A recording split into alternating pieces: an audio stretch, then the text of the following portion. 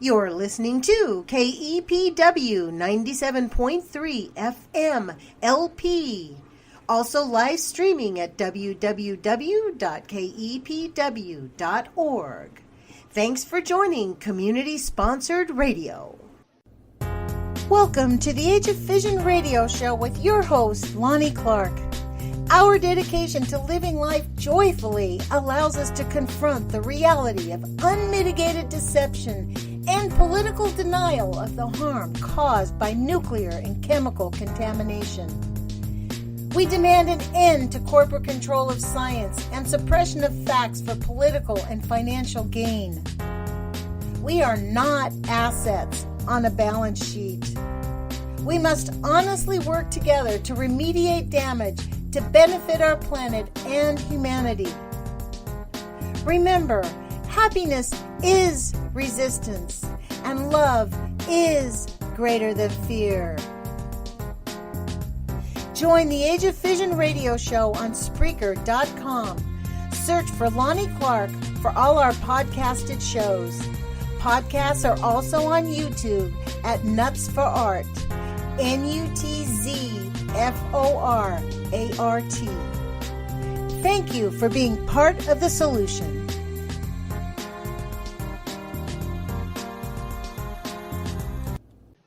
Good evening. This is Lonnie Clark with the Age of Vision radio show.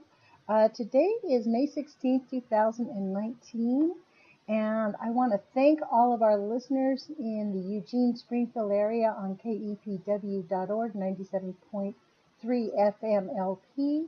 You can also listen to KEPW live stream at www.kepw.org, and it is a listener-sponsored radio, so we rely on your donations. You can go to our website and sign up automatically, or contact the station and we will set up an auto debit.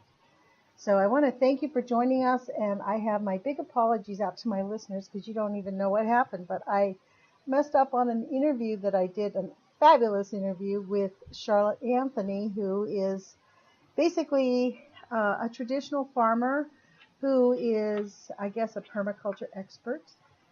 But I did this really wonderful interview, and I had to do some edits, and when I was editing it, instead of saving, I hit delete. So, wow.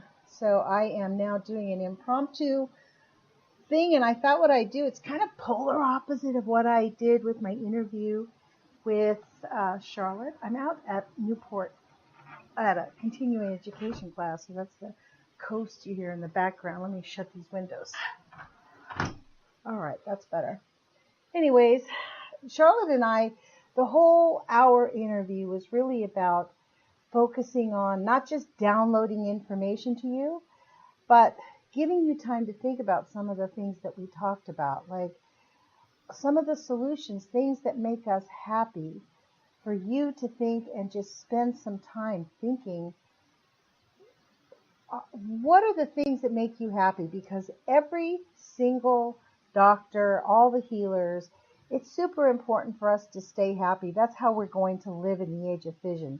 Yes, we need to eat right. Yes, we need to sleep. Yes, we need to exercise, but it is vital that we get happy and we find what works for us and we find our path. I am going to ask Charlotte to redo that interview, and hopefully we can keep it on. We made some notes. It was actually one of my few interviews where we had guided notes because she really wanted to hit on some specific topics. So that's the good part. We probably will be able to improve on it. So anyways, impromptu radio show today. But I found there were two articles that on Google News, I tagged nuclear stuff. So I'm always getting these nuclear issues. And to be honest, it is dumbfounding. I mean, completely dumbfounding how absolutely stunning the news is. This comes from Yahoo News. And I just Googled this. It popped it up May 16th, 2019.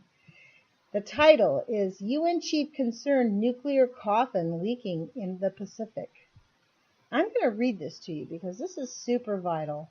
UN General UN Secretary General Antonio Guterres raised concerns Thursday that a concrete dome built last century to contain waste from atomic bomb tests is leaking radioactive material into the Pacific.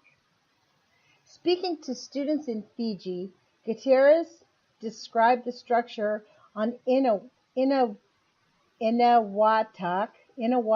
Atoll in the Marshall Islands as a kind of coffin, and said it was a legacy of the Cold War-era nuclear tests in the Pacific. The Pacific was victimized in the past, as we all know, he said, referring to the nuclear explosions carried out by the United States and France in the region. Victimized. This is a crime against humanity. In the Marshall Islands, numerous islanders were forcibly evacuated from ancestral lands and resettled, while thousands more were exposed to radioactive fallout. The island nation was ground zero for 67 American nuclear weapons tests from 1946 to 1958 at Bikini and Eniwetok atolls, which is under U.S. administration. The tests included the 1954 Bravo hydrogen bomb, the most powerful ever detonated in the United States, about 1,000 times bigger than the atomic bomb dropped on Hiroshima. Guterres, who is touring the South Pacific to raise awareness of climate change issues, said Pacific Islanders still need help to deal with the fallout of the nuclear testing. The consequences of these have been quite dramatic in relation to health, in relation to the poisoning of waters in some areas, he said. What about in relation to destroying their culture? I've just been with the president of the Marshall Islands, Hilda Heine, who is very worried because there are risks of leaking radioactive material that are contained in a kind of coffin in that area. The coffin is a concrete dome built in the late 1970s on the Runit Island, part of the Eniwetok Atoll, as a dumping ground for waste from the nuclear tests. Check this out, you guys. This is 1970s, the late 1970s, and they did the test from 48 to 58, 47 to 58.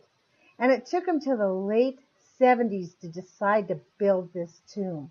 So that means for like 20 years, this radioactivity was swirling around in the Pacific. And that's where I think of my friend Heidi Lambert, who has convinced me that, yes, we should be concerned about it, but the fact is we've been radioactively contaminated a long time. Back to the story. Radioactive soil and ash from the explosions was tipped into a crater and capped with a concrete dome 45 centimeters or 18 inches thick. However, it was only envisaged as a temporary fix, and the bottom of the crater was never lined, leading to fears that the waste is leaching into the Pacific. Leading into fears. How do you like that? This is like a known fact. It is leaching into the Pacific. It's not a fear. It is a fact. Cracks have also developed in the concrete after decades of exposure, and there are concerns it could break apart if hit by a tropical cyclone. Gutierrez did not directly address what should be done with the dome, but said that the Pacific's nuclear history still needed to be addressed. Wow. A lot needs to be done in relation to the explosions that took place in French Polynesia and the Marshall Islands, he said. This is in relation to the health consequences, the impact on communities, and other aspects. Of course, there are questions of compensations and mechanisms to allow these impacts to be minimized. Right. Well, in terms of the Marshall Islands, I know for a fact that the United States has basically just stopped funding the Marshallese. I mean, that is a known fact. The United States government a few years ago basically said, yeah, we're done. We've given you guys plenty of money and we're not responsible anymore, which is why this thing is leaking, because the United States basically has walked away from it. I mean, they built this dome and they knew. The interesting thing about the dome is it was supposed to be 25 inches thick. But to save on money, they went with a minimum of 18 inches thick. And that extra 7 inches makes all the difference in the world between it lasting 100 years or not. But let's look in the long term. 100 years is nothing in terms of nuclear waste, so it was still inadequately built. I am still hoping to have my dear friend Faston Ricklin on. He is a leader within the Marshallese Northwest community, actually, and this is the interesting thing. The Marshallese are not very likely to speak out. They were trained to not speak out. There's a lot of shame and guilt in the community, which I'm glad that Faston doesn't have, but he has done some interviews for me, a couple of interviews, and they are listed on YouTube on ucy.tv. And I don't think it's .tv, it's ucy.tv. And just type in Faston Ricklin and you'll see the interviews I've done with him. His stories are super compelling about the history of what happened on the Marshall Islands and what is still going on. The decimation of their entire culture is what really is going on. It is just incomprehensible.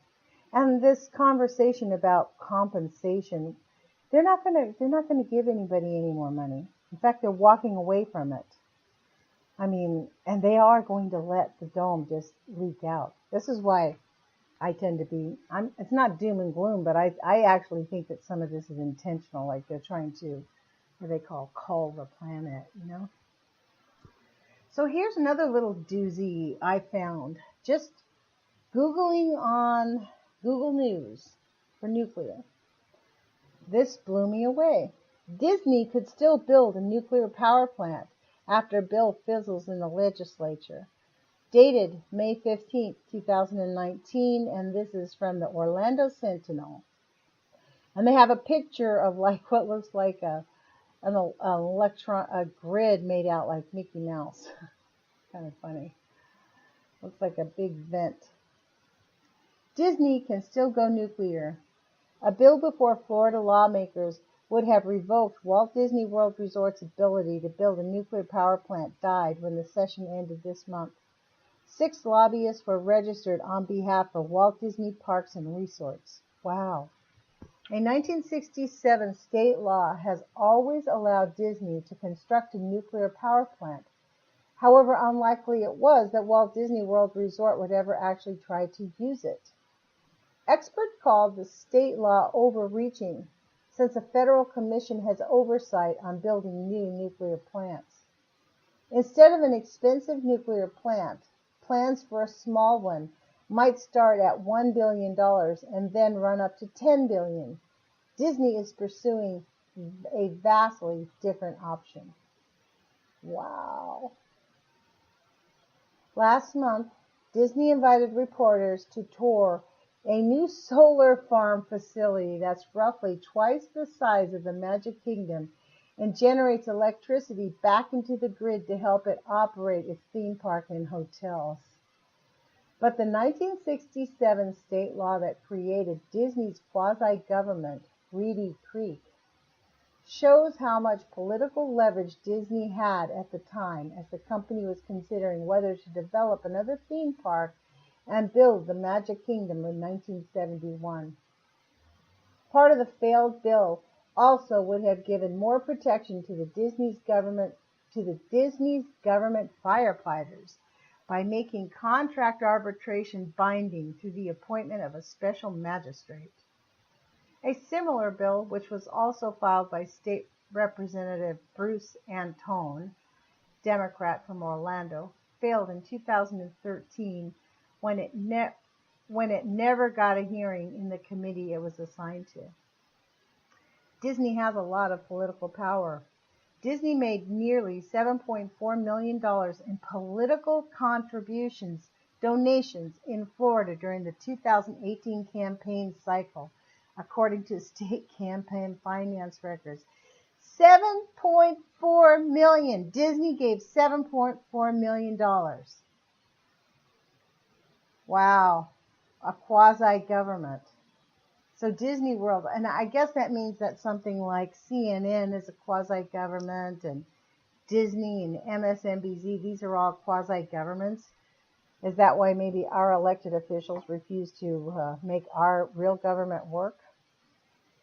I mean, it's beyond contribute. It's insane. So, and I hope all of you know that the 3 Mile Island nuclear power plant is going to close in 2019. Finally, after being open for all of these years. You know, when the 3 Mile Island accident happened, they didn't do anything with it. All they did was cap it off, you know, and that was it. So there's more news out here on the Googles. So I'm going to click on another one, and I'm not going to read the nuclear liars, which always ends up on Forbes magazine or National Public Radio, which is actually National Propaganda Radio, which is why we like KEPW.org, community-sponsored radio, with all of you who are listening. And you know what? We really appreciate it. So for all of you that are listening to the show in Springfield and Eugene, Oregon, and out in the boonies outside of Eugene, we really appreciate you helping us build our station. And if there's anything on our radio station that you would like to see improved, please send a note. You know, please communicate with us. It's a two-way street. And you can send it, I think it's info@kepw.org. That'll get to our station manager. If there's anything about my show, and that is one of the things I really love to do, is if you have any suggestions for me for my radio show or have any comments, you can send me an email at nutsforart, NUTZFORART, @gmail. That's my YouTube channel name also. And in the header, just put radio show, and I'll know it's from you. So here's another one that's kind of timely, because it's talking about the Iran, all the Iran stuff. You know, this whole drumbeat to war that John Bolton is pushing Trader Trump into doing is all based on projected lies from the Israelis. So they're going on an analysis from the Israeli government that says what Iran could do, not what they are doing. So it is just beyond comprehension that John Bolton is probably slathering. He just can't contain himself. He's been trying to get a war a long time. I remember when I first got involved with politics after they stole the 2000 election, and I mean, even then Bolton was like rattling bomb, bomb, bomb, bomb, bomb Iran. We all remember that. This is from Reuters. This is dated May 16th, 2019. Iran plans no change to nuclear centrifuges, IAEA ties, spokesman. In Dubai, Iran has no plans to launch a centrifuge machines to enable to enrich uranium at higher capacity or to alter its relations with the UN nuclear watchdog. The spokesman for its civilian nuclear energy agency was quoted as saying on Thursday. Last week, Iran notified China, France, Germany, Russia, and Britain that it would scale back some of its commitments until its 2015 nuclear deal. Under its 2015 nuclear deal, a year after the United States withdrew from the pact and reimposed sanctions on Tehran. Iran's initial moves involving the stockpiling of some nuclear material did not appear to violate the deal's terms. But Iran warned that unless some other signatories to the deal protect Iran's economy from U.S. sanctions within 60 days, Tehran would start refining uranium to a fissile purity above that deemed suitable for fueling civilian nuclear power plants. We do not currently have any plans to increase capacity and production process by changing the capacity of the centrifuges, Bahruz Kamalvandi said, spokesman of the Atomic Energy Organization of Iran, told the semi-official news agency ISNA. Increasing the capacity and production process is being carried out with the same number of already installed centrifuges of Natanz, which is an enrichment plant, Kamandadi said.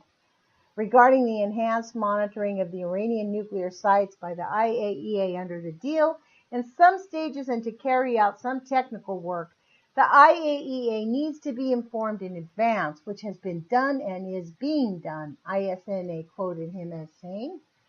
The restrictions on uranium enrichment accepted by Iran under the deal were aimed at extending the time it would need to produce a nuclear bomb, if it chose to a year from roughly 2 to 3 months. The United States and the IAEA believe Iran had a clandestine nuclear weapons program that it later abandoned. Tehran denies ever having had one. The deal imposes a 15-year cap on the level of purity in which Iran can enrich uranium at 3.67%, far below the 90% of weapons grade. It is also well below the 20% in which Iran enriched uranium before the deal. Iran is also allowed to refine uranium only with its first-generation low-capacity IR-1 centrifuges.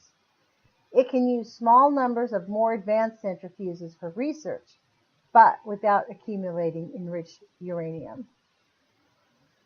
So this was reported in the Dubai newsroom, editing by Mark Heinrich. So this is I think it's interesting that Reuters is pushing back with this. You know, the business people are freaking out over Trump's, advisors' mad dog rush to war. And I think that Trump doesn't really want war. I don't think he can handle it. I mean, it's not all about him. And then he'd have to be the one to be blamed to watch these kids coming home in body bags. So I think that's not something he would definitely want to do at all. So,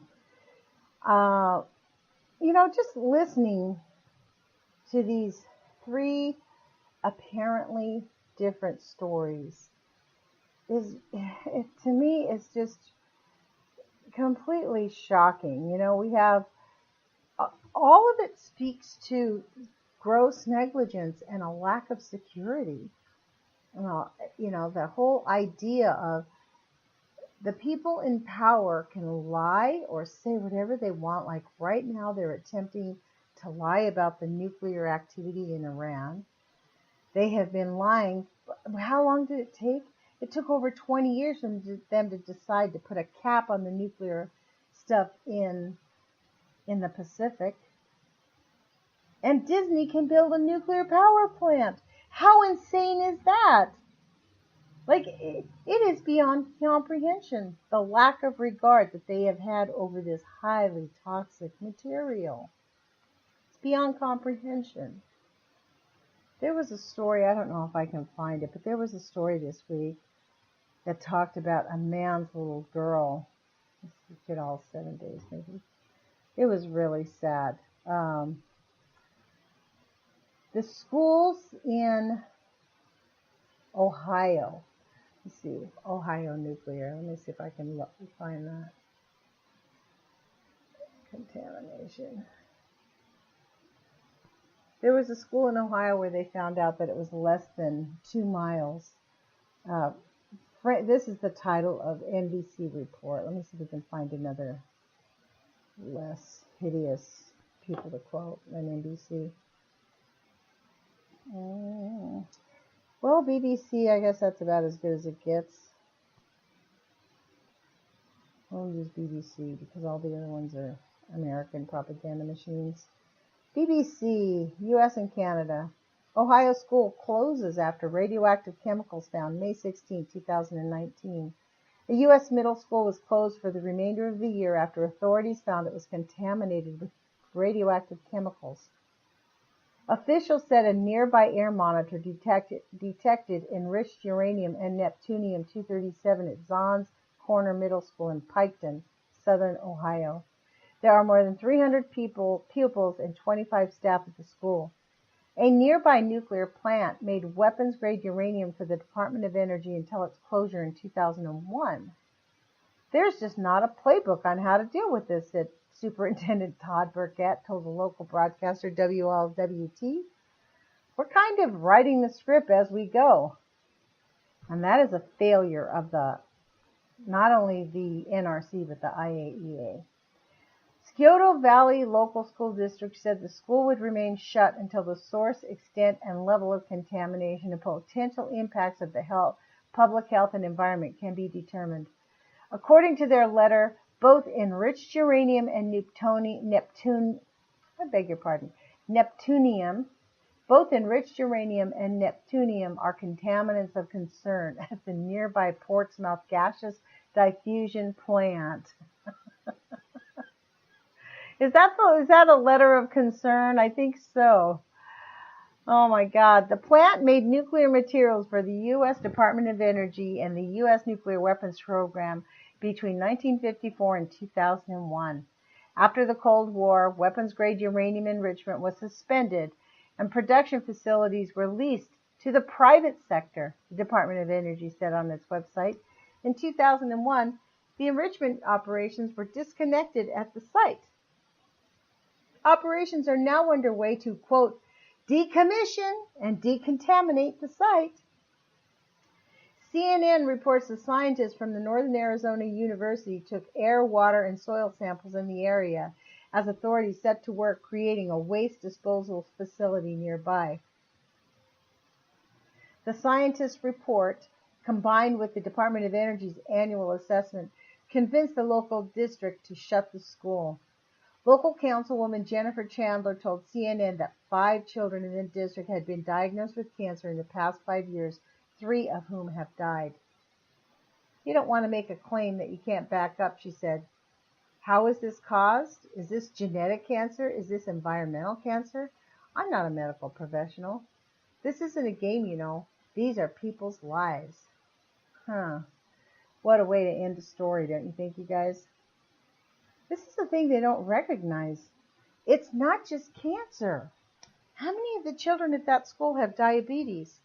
How many children at that school have autism, highly functional autism? How many children at that school schizophrenia and have emotional problems or skin rashes or fertility problems? I mean, this is just, it's dumbfounding, actually. I mean, I don't know about you guys, but I am like, say what? I literally, really, really, really believe that our government was protecting us and that they are protecting us, but they are not, folks. And go to any meeting, like the one I went to last October, on October 16th, for my 63rd birthday, I went to a hearing in Hanford, up in Portland, about the Hanford waste that they are still deciding. So the U.S. government wants to take their residual dregs. They only have 66,000 gallons of the most toxic, highly radioactive, contaminated nuclear waste. But because it's a small amount, 66,000 gallons to them is a small amount. It's the last of these tanks they've been emptying. They want to deem it low-level radioactive waste, since it's not that much. And that means that they just want to pour concrete on it, bury it, and say, see you later, and forget about it, and not track it, not be responsible for it. So there was a hearing on that in October. And it was one of the first hearings I ever went to where there was actually the Department of Energy there. And literally the guy's eyes were checked out. In order to maintain his job, he has to sell his soul. And I venture to say that's probably how it is with almost every single person in government right now. Can you imagine what they're having to do to check themselves in to work every day for this system that is harming so many people? I mean, honestly, this is a crime against humanity. It's quite a shame. And this is why Charlotte and we were talking about this, because yes, it is a shame. But while it's a shame, there's still a ton of really great things going on in the world. And one of the things that Charlotte really genuinely believes in is the power of the earth to heal everything, that everything is there. And for example, pour microbes on your garden, like don't grow grass, grow clover. Allow the microbes, because the microbes can actually remediate all of the nuclear contamination. And in fact, up in Hanford, They have big swaths of, it's called phytoremediation, and that just means they're using plants to remediate the soil up there at Hanford. So if you take a Google map and you take a look at the Hanford site up there, the reservation, you'll see little swaths of green. Well, they've got succulents like specific types of cacti that they're growing. Cannabis plants absorb radioactivity super fast and extremely well from the soil. The problem is once you do that and the plants absorb the radioactivity, they're still radioactive. Then what do you do with them? Okay, the soil's good, but what do you do with the plants? Right? There's no place to put the radioactivity. It's like this never-ending cycle. It's like a little rat wheel. We keep going around on the rat wheel. Around and around and around we go. And that is the sad story of nuclear contamination, to the point now where it is everywhere, even in the school. Well, even here, up there in, let's see what they say about, I think it is called a fuse wrap site. And you guys know what fuse wrap is, right? It's called Formally Utilized Site Remedial Action Program. They call them fuse wrap sites. We have one ourselves in Oregon. We have fuse wrap sites. We have one, where is our fuse wrap site? It's in Albany. Because this is an interesting thing, and one of the things you need to do when you go near these places is don't go near them, and if you have to, wear a mask or a scarf in front of your mouth. Super important, because you can keep some of the worst things out of your body and out of your face simply by wearing a scarf. You know, a lot of us see now when they show pictures of the Japanese, they all wear like a face mask thing, right? And that is because that's exactly what it does. It actually stops some of the worst radioactive contamination. And this is from, let's see, I went to the U.S. Army Corps of Engineers Formerly Utilized Remedial Action Program. And there is a resource page here that you can take a look at. We'll just see what it says on the fact sheet. View the fact sheet from the fuse wrap sites.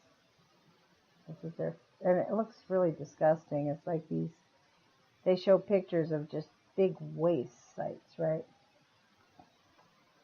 Fuse wrap focuses on protecting human health. No, they don't. Public safety, no they don't. An environment at these sites contaminated with low-level radioactive materials throughout the investigation and cleanup phases.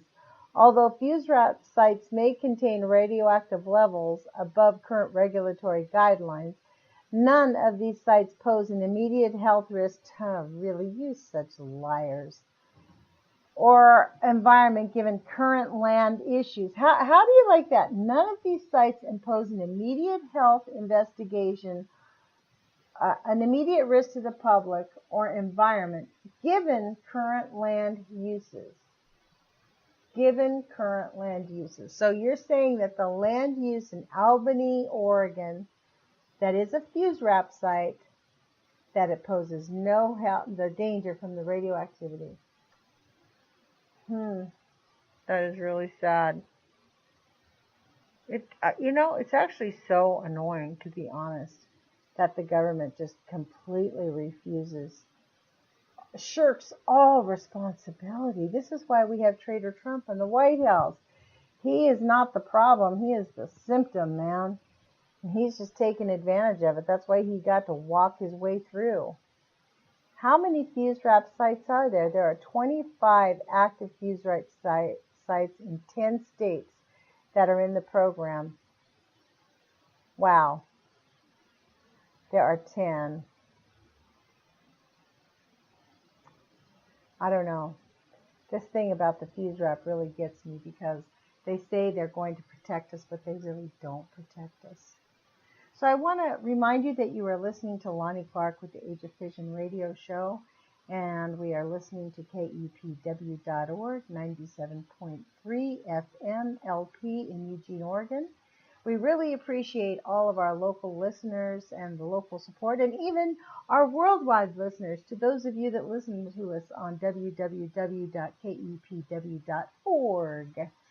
And you can just go to Listen Now and, check us out and listen to all of our programming. I mean, this radio station has some very unique programming, like your show, for example. So I'm going to keep looking for more news that we can share on this, because what happens with this nuclear stuff is nobody pays attention to it, except that the people in that area. Like now, these people in Ohio, now that they know it's there, they're going to be paying attention to all things nuclear now, right? Except the problem is there's not much you can get done about it. Go ahead. And we have what did Libby Halevi's radio show, Nuclear Hot Seat, she had a guest from the First Nation, the Dene people. She said that we have over 15,000 open uranium pits. And this is something I know about the uranium pits. They do not have to close them back up. When they have a uranium pit, they can just walk away. The remediation, if it's really bad, is the NRC wants you to put salt around the perimeter to keep it from going into the groundwater. How that helps, I have no idea. But that is actually, I don't know. It's a clean. Oh, this is good news. Green New Deal activists dismiss nuclear power as clean alternative. Good, because it is not a clean alternative. It is a filthy alternative. Think about what it takes to get the uranium, how much fossil fuel you use just to get the material to the nuclear power plant. And then once the plant closes after 15, 20 years of doing it, and then every year for 2 weeks you're contaminating, you actually have to open up the pipes and to change everything, so you're exposing the local population to 2 weeks of high level of radioactivity. So it is not a good idea at all. I don't know. What does this say? Bio-inspired material targets ocean's uranium stores for sustainable nuclear energy. They are looking, and I actually subscribe to to a uranium pamphlet, like an internet thing. And it is shocking. Uranium is a big market, and they are planning on going ahead big time. They're not stopping. So I don't know. It's sickening, you guys. And I hope that when you listen to this radio show, instead of getting down about it, that you get active. That's the point of me sharing this information with you. And for those of us that are in Springfield and Eugene, we are part of a consortium. I think there are like 48 other cities involved, consortiums like eWeb, the Springfield Power Utility District. We're all forced to buy 4% of nuclear power from the Columbia Generating Station, which is losing $500 million a year. And when it's losing money, that means that you and I have to pay more for our utility bills. Now, you just try to contact your water board district representative and see how far that goes.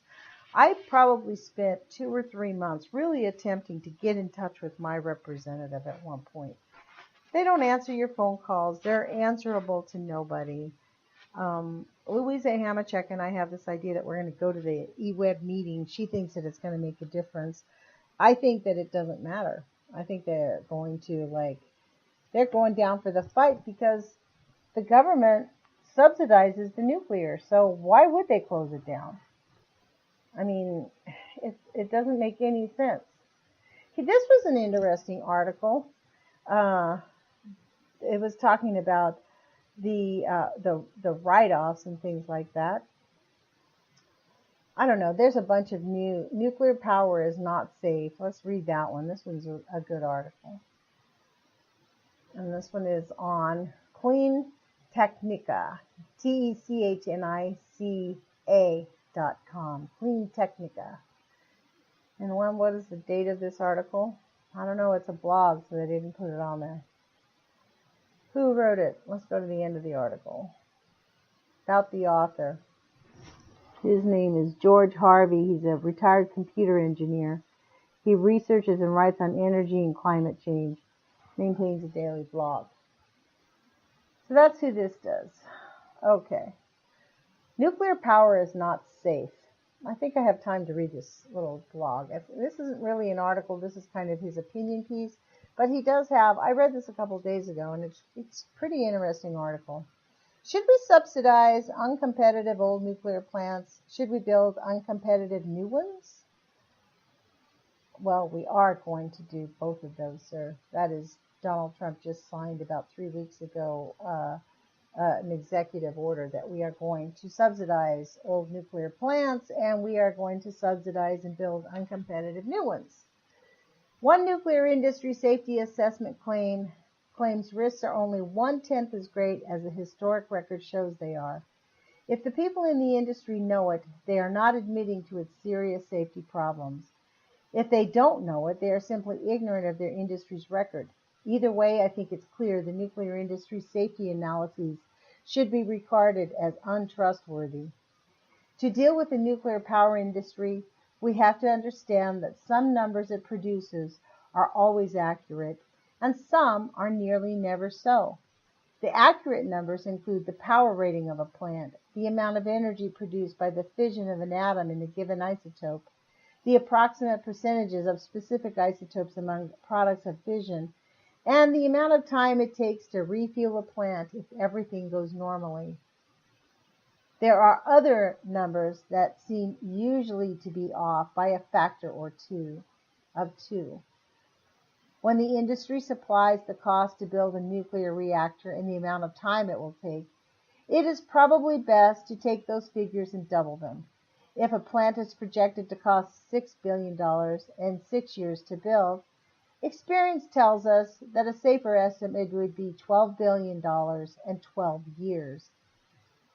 The real big problem, however, comes with the statements about safety. Whenever I think about this question, I recall an email I got from a nuclear power advocate in which he appeared to gloat about how safe the industry is. Compared with the deaths associated with coal, he claimed, nuclear power produced almost none. He proved this by citing the explosion at Chernobyl, which he said killed 31 people. He compared this with the hundreds of thousands killed by the coal industry each year. Most pro-nuclear advocates admit that in addition to those 31, who were mostly killed by concussions of flying debris, at least several dozen others died of radiation poisoning from the Chernobyl accident. One source of the United Nations put the numbers at the additional cancer rate in 2008 at 64 and rising. This is a far cry from the estimate of the Chernobyl Forum, also from the UN, which is that something like 4,000 early deaths could ultimately result. Greenpeace puts the number at many times that. Radical anti-nuclear activists and some European governments put the number well over 100,000 and possibly as high as 200,000. While some numbers related to safety, they seem to be the matters of opinion rather than fact. The high numbers are well over 1,000 times as great as the low numbers. Well, one of the things he doesn't cite is Mr. Koblikov's research that showed there was actually millions of deaths from Chernobyl. Fortunately, safety can be assessed from other points of view with specific comparable safety-related numbers. And at least one of these is pretty much indisputable. Based on them, we can learn something about the accuracy of the nuclear industry's other safety statements in general. I will focus on one number, which relates to the likelihood that a nuclear plant will suffer a core damage event. Note that the core damage event, or a CDE, is the term used for what people call a meltdown. It includes events involving melted or deformed fuel, ranging from partial meltdowns to Chernobyl scale events or worse, regardless of the amount of damage. Early on, when our oldest reactors were new, Probabilistic risk assessments for nuclear plants indicated that a core damage frequency of one event in 10,000 reactors could be expected. This means that in any given year, any given reactor has 1 in a 10,000 chance of melting down. More recently, that number was increased to 1 event in 20,000 reactors because newer reactors are thought to be safer. With some newer reactors, the numbers are said to be more like 1 in 50,000 reactor years. And in the case of the proposed small nuclear reactors, the claim is that some reactors cannot melt down at all. The World Nuclear Association, in an article dated in February 2019, says civil nuclear plants have run through approximately 17,000 reactor years worldwide. According to the earliest risk analysis, which was valid for only the earliest reactors, that could have been expected to produce 1.7 CDEs. With most reactors having been built with designs that had much reduced risk to 1 in 20,000 years or more, we really should have expected 1 CUD or possibly none. There is another way to look at these figures.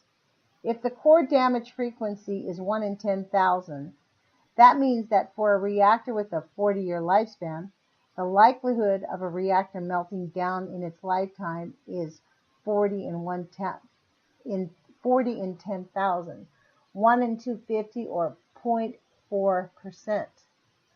If the reactor is designed to be core damage frequency is 1 in 20,000, then the likelihood of a meltdown in its lifetime is 1 in 500 or 0.2%. However, these numbers do not reflect what has happened in the real world. Having gone through 17,000 reactor years at civil reactors, we have experienced 3 meltdowns in Japan, all at Fukushima Daiichi, at least 1 meltdown in the Soviet Union at Chernobyl, though given the Soviet inclination to cover things up, there might have been others. 1 in Scotland at Chapel Cross, which is now called Sellafield, you guys. 2 in France, both at Saint Laurent, but on different occasions. 1 in Czechoslovakia at Jakowski-Bonhus. And 3 meltdowns in the United States, 1 each at 3 Mile Island, Fermi in Michigan, and the SRE. What is that in California? SRE is the maybe that means it's Santa Susana. SRE in California. I'm going to look that up when I'm finished reading. In other words, instead of the projected numbers of CDEs, we might have expected to be 1 or fewer. There were at least 11 in the real world. Instead of having a frequency of 1 in 20,000 reactors or more, or even 1 in 10,000 for the oldest plants in the world, the number is 1 in about 1,550. And we can calculate that the likelihood of a CDE in the lifespan of a given plant is certainly not 2%, 0.2%, or even 0.4%. In the real world, it has proven to be about 2% for the time the reactors have served, which is on average about 3/4 of their service lives. To calculate the full service life, divide that figure by 3/4 and you get 2.66%. So based on experience, the likelihood that any randomly chosen nuclear power plant will have melted down when its time is up is 2.66%, or 1 in about 37.6. We have 225 nuclear power plants in this country, you guys. I think about 100 of them are still open, but this is not good. This miscalculation can be attributed to a specific problem in the math used in risk analysis, and in my opinion, it is serious enough to reduce its value of the risk analysis for nuclear plants to 0. In every case of a CDE, the event was beyond the design basis, meaning there was no way to include it properly in the calculations. The causes of the events were not assessed properly in the calculations because they were unpredictable. 3 Mile Island meltdown appeared because of a human error. The Chernobyl disaster happened because of a human error. How do you predict human error? Actually, I believe all of the others depended on human error as well. For example, I will claim that the Fukushima disaster was due to human error. It was certainly beyond design basis, but in this case, the industry seems to have explained, how could anyone have known? Their excuse was that the event was unprecedented, that a tsunami of that magnitude that ruined the plant was unpredictable, arising from a record-breaking earthquake, also unpredictable. But was it unpredictable? The Tohoku earthquake of 2011 caused a 5.7-meter seawall at Fukushima to be overwhelmed by a tsunami whose waves were locally 14.5 meters high, which was 47.5 feet high. While that is impressive, I would argue that it was not unpredictable. Along the coast in 2011, the highest waves was 133 feet, enough to submerge a 10-story building easily.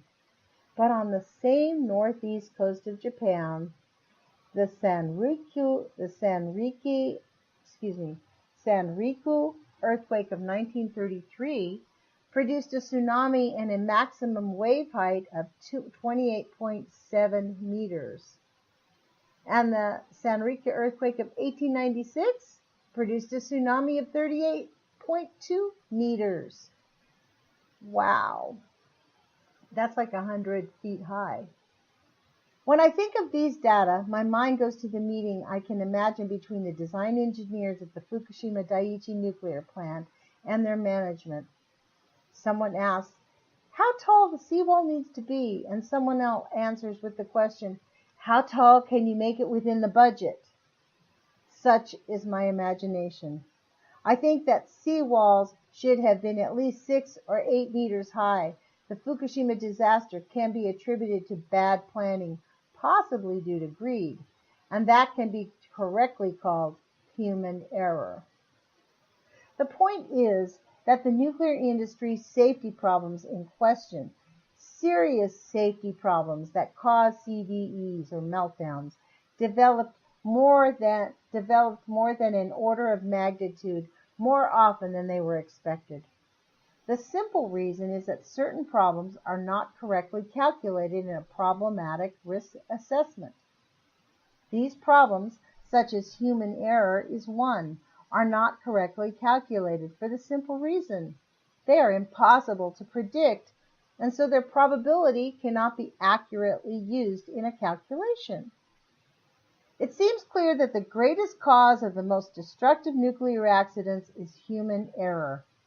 The risk should not have been stated in the form of 1 in 20,000.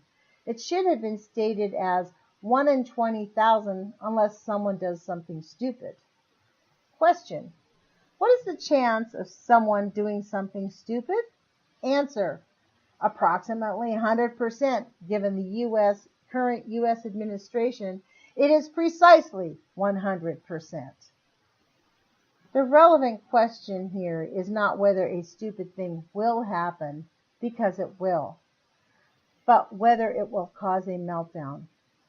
Whatever the cause of failure is, the nuclear industry has to face the fact that until it addresses the failure of its risk analysis, its safety calculations are utterly without value. So let's see how much time we have. I really like that article. We have about 8 minutes left. For those of you that know my YouTube channel, I have an article that was written in 2012 that I wrote. That's called "The Safety of the Testing the Safety of the IAEA's Safety Culture Model." And literally, it was a scientific study that discovered in 2012 that the IAEA safety culture model had never been empirically tested. It is the safety culture model used in every single nuclear facility around the world. And this group of scientists in 2012 decided to look at it and say, okay, let's see how effective it's been, because that was the issue in Fukushima, right, was the safety culture model. What they discovered is no one had ever tested it. There was 8 markers of safety to consider the plant a safe place. And it failed miserably. There was 8 markers, and of the 8, it failed on 7 and only passed 50% on 1. And that 1 of the 8 was that people felt comfortable enough to talk to their supervisors about problems within the plant. I know, shocking. Look, you guys, I really appreciate you listening to us tonight. You've been listening to Lonnie Clark with the Age of Fission radio show. We are playing as pre-recording on May 16th, 2019 for kepw.org, www.kepw.org, or 97.3 FM LP in Eugene, Oregon. And it is a community-sponsored radio show. We appreciate all of you listening to our shows. If you have any comments about my radio show, or you have any suggestions, or if you know anybody that you'd like me to interview, please send me an email at nutzforart, nutzforart, at gmail, and put in the header radio show. And give me some feedback. We really appreciate all of your insights and participation. It is going to take all of us, and I think it's going to take all of us to decide to be happy, because when we're happy, that's when we can think of solutions. So I encourage everybody to put your courage feet on. Thank you for listening, and thank you, KEPW, for the opportunity to share this information with the world. And finally, my apologies go out to Charlotte Anthony, and I hope I can get Charlotte back on the show and we can do an interview, and I won't mess it up the next time, I promise. So put your courage feet on, you guys, and remember, be kind to yourself and be generous with yourself. Treat yourself with love and kindness, and work on your self-love recovery program. Happiness is resistance, and love is greater than fear. We will talk with you guys soon. Put your courage feet on. Take care. Thank you for joining the Age of Fission radio show. Please like, subscribe, and share on Spreaker.com or on the YouTube channel Nuts for Art, NUTZFORART. Send all comments and ideas to Lonnie Clark at ageoffission@gmail.com. We urge all, especially scientists and politicians, to follow the words of our beloved American icon, Mark Twain. Always do right. This will gratify some and astonish the rest.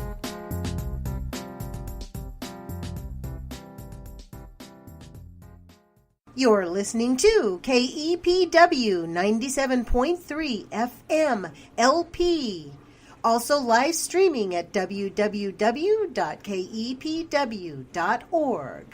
Thanks for joining Community Sponsored Radio.